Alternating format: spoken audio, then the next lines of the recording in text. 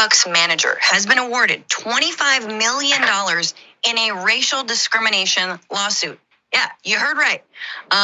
She won her $25 million, and this was in the wake of, I believe, this video that we've all seen, this instance in 2018 where two black men who are waiting for a third person in their group to arrive were arrested inside Starbucks and asked to leave outside of, I believe it's Philadelphia, just double checking that. And we all remember that. Let's just go to a video of that to jog your memory. No longer, no further. Protesters calling for justice today after the arrests of two black men at this Philadelphia Starbucks on Thursday. This video, captured by a witness's cell phone, shows police talking and later handcuffing the men while they were waiting for a friend. The men wanted to use the restroom, but the manager said that per store policy, they couldn't since they didn't buy anything. When they wouldn't leave, she called police. A group of males refusing to leave. Some witnesses say the officers overreacted. They were just sitting there quietly, sitting on their phones, chatting, just like everyone else in Starbucks was. Philadelphia's police commissioner says the officers didn't do anything wrong. They followed policy. They did what they were supposed to do. The men, who don't want to be identified by name, were held in custody for 8 hours before they were released. Prosecutors didn't file charges, but their defense lawyer says this wasn't about the law. It was about bias. So that was the context, and that case played out in its own way. I believe those men were awarded damages for all that, but it was an incredibly awful story if you're Starbucks, right? Turns out that in the wake of that, they seem to have fired a couple of regional managers. And this woman, let's put up her picture here. She was also one of the people, her name is Shannon Phillips, who was fired in the wake of that sort of incredible instance of real racial discrimination. And she's claiming she was fired because she was white and that Starbucks just wanted to fire white managers. The New Jersey jury, however, said she was right. They returned a verdict of $25.6 million, including $25 million for punitive damages, $600,000 for compensatory damages, according to the Consul Mariaki law, which represents Phillips. The jury ruled unanimously after a 6-day trial, the lawyer said, noting that Phillips will also be seeking back pay and front pay. Starbucks said it is disappointed in the decision and is evaluating next steps, spokesperson J.C. Anderson told CNN. So let's just look at the lawsuit before I kick it to you, Mondale. So her complaint, 2019 complaint, says that after the arrest, Starbucks, quote, took steps to punish white employees who had not been involved in the arrest, but who worked in and around the city of Philadelphia in an effort to convince the community it had properly responded to the incident. Phillips, who at the time oversaw areas including Philadelphia, said that Starbucks had ordered her to place a white employee on administrative leave as part of these efforts due to the alleged discriminatory conduct, which Phillips said she knew was inaccurate. So she thinks her subordinate was not being discriminatory. Starbucks says you got to put her on administrative leave. She says no. She tries to defend the employee and the company fires her. The reason for termination, according to the complaint, was that the situation is not recoverable. The complaint argued that this was a, quote, pretext for racial discrimination, adding that Phillips's race was a motivating and or determinative factor in discriminatory treatment. I am very curious, Mondale, what you think about this. Does she have any kind of point, given that we know that corporations can be ham-fisted? What are your thoughts on this? Listen, I have no feeling of sadness for Starbucks losing $25 million. I don't care at all. The coffee is bad, over roasted beans, and on top of that, they have a racist history of being Starbucks. So that I'm not upset about. The idea, though, that this woman who is in charge of everybody in her region refusing to put this person who called the police on these black men on leave or suspend this person is absolutely grounds for termination. And I'm not saying it just because of these two men were black. I'm saying it because if you are over this entire region and you have a public crisis like Starbucks had at that moment, you have an obligation to protect the company. And she did not do that. And I'm not saying at the will of employees, but if an employee called the police on black people in the context of America, you have to know exactly what that is. I mean, you would never see two white women sitting in Starbucks on their phone getting the police called on them. This is just what it is.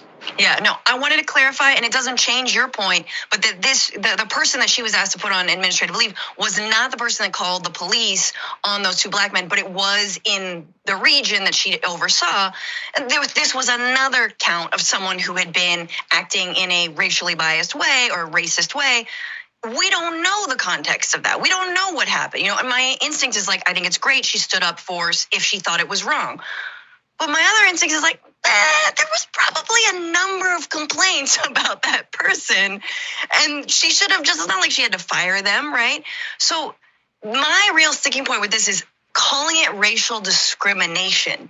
And the twisted way that our justice system in the year 2023 has been used now by white people to claim that they are victims of what has historically been an anti-black, anti-people of color system, and all the laws that were set up to protect and create more equality.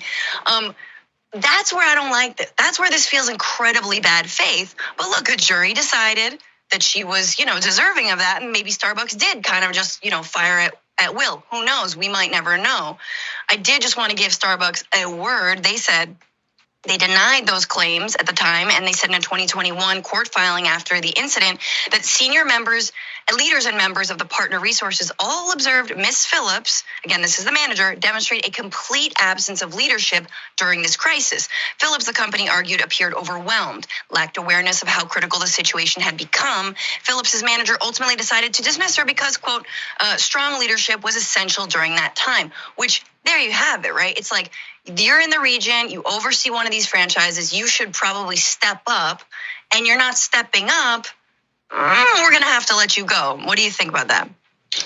They call it overwhelm. I call it just being white. Like, I mean, this is whiteness. This is the protection of whiteness, right? Like, the idea is it goes back. Starbucks statement goes back to exactly what I said. You are in a time of crisis, and you have to act as if you were in crisis mode. And it seemed that she didn't, but the jury thought that it deserved her $25.6 million. Yeah, I mean, the precedent this is going to set for, future white managers to cry racial discrimination, it's pretty huge. So again, no love for Starbucks, but wow, 25 million. It's not as much, I believe, as the gentlemen who were actually racially discriminated against in the Starbucks received, but close. Okay, ladies and gentlemen, I'm chuckling, and you can't make this story up. And before I start this commentary, I would also give a shout out to Indisputable again. They did an excellent job, talk about stories and everything. That was an excellent job for them. Now, with that being said, so let me get this straight. Now, this white lady, supposedly a white regional manager, has sued Starbucks for racial discrimination. I'm just going to really read what the word is, right? So she sued Starbucks for racially discrimination because she feel she was fired because she was white. You can't make this up. And these two, I remember that story about these two brothers was really arrested, really wrongfully arrested in a Starbucks, only because he's waiting for one of his friends to arrive, and one of the black customers wanted to use the bathroom. Starbucks said, "Well, we can't use our policy. We can't use the bathroom, unless you buy something." Blah blah blah blah. So someone called the police, arrested these two brothers, escort them out of the Starbucks, and that's happened in Philadelphia. I remember that story. But then, even though you wasn't responsible, and I'm gonna just kind of get this right. Hold on, just bear with me. So she was not responsible for someone called the police, but you are the overseeing of one of the district managers that overseeing that Starbucks. It was her responsibility to fire the person that made the phone call in the first place, and she refused to do it. But yet she was terminated because she really didn't do her job, and now she came back and filed a lawsuit against Starbucks because she was racially discriminated against, that they fired her because she was a white woman, and the white protection society and the white privilege society. So you basically won the lawsuit. 25, I think 25, if I'm not mistaken, a $25 million lawsuit against Starbucks because they felt like you was discriminated against because you being a white woman. Make this, I mean, you can't make this up, y'all. You can't make this up. It's just like they using racism as a joke, right? They using racism for their benefits. So let me get this straight. So this woman basically won her lawsuit, $25 million lawsuit, because she was racially discriminated against because she was a white woman, and she fired one of her white managers in the white privilege society, in the white protection society. This is, I don't know what you call, I already know what this is, but it seems to me that basically, well, I don't go to Starbucks anyway. I stopped going to Starbucks after I heard that incident happen. But that's beside the point.